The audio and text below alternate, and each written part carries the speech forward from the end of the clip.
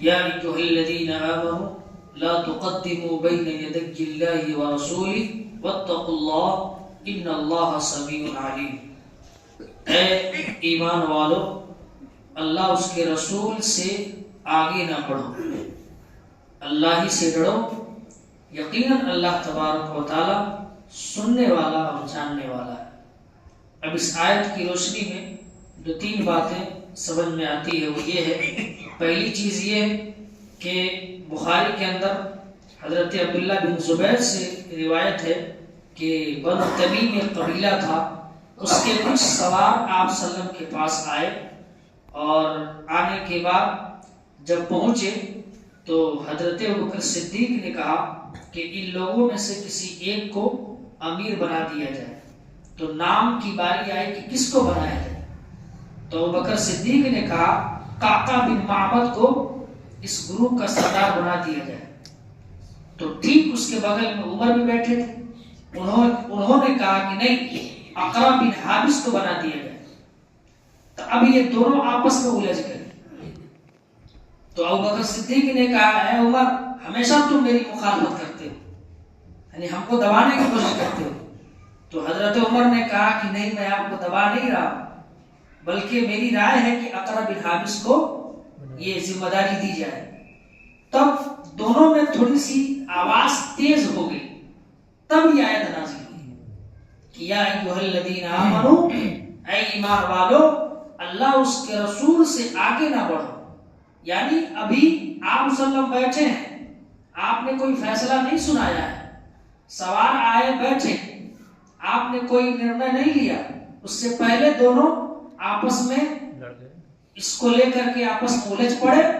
تب اللہ تعالیٰ نے آیت نازل کی اور کہا کہ اللہ کے رسول جب بیٹھے ہیں تو تم ان سے آگے نہ بڑھو، اپنا فیصلہ آگے نہ رکھو.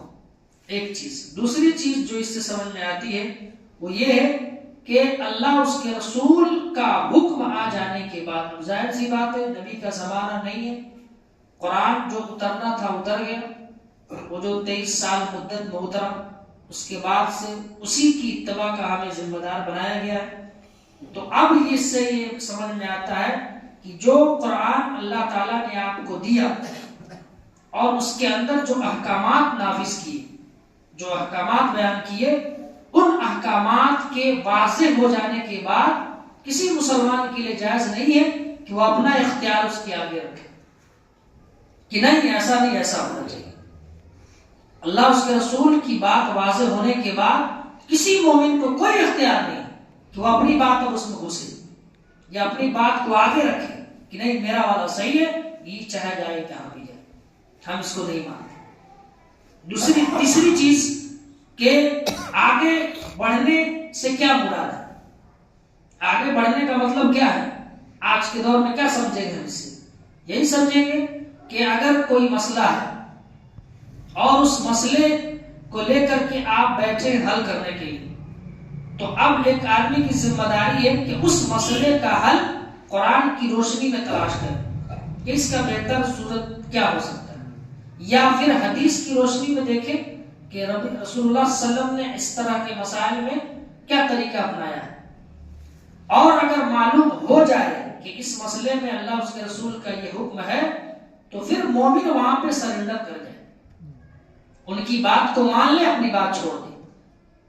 اور ایک اور چیز جو اللہ تعالیٰ نے آخر میں اس میں کہی واتقوا اللہ، اللہ سے ڈرتے رہو. اب یہاں ڈرنے کا مطلب ہے کہ ہر جگہ ہر معاملات میں اللہ سے ڈرتے رہو، جہاں بھی رہو اللہ سے ڈرتے رہو، اس لیے کہ اللہ تعالیٰ خوب سننے والا ہے اور خوب جاننے والا ہے.